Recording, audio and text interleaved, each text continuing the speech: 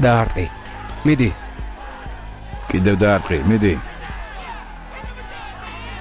კიდევ.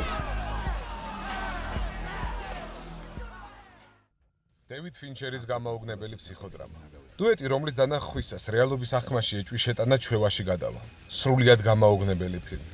მარტო ის მოცემულობაა საკმარისი რეჟისორის ადეკვატურობაში ეჭვის შესატანად, სადაც ის ამბობს, რომ მებრძოლთა კლუბი ჟანრობრივად უფრო კომედია.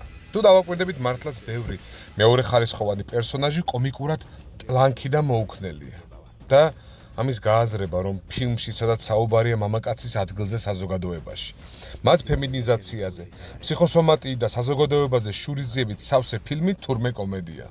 მოკლედ, მეც აღარ მოგიყვებით. თუ მოგწონთ კინოები, რომლის ბოლოს ყმის ასაწევად დახმარება დაგჭირდებათ, ეს ფილმი ყველა თქვენს მოლოდინს გაამართლებს.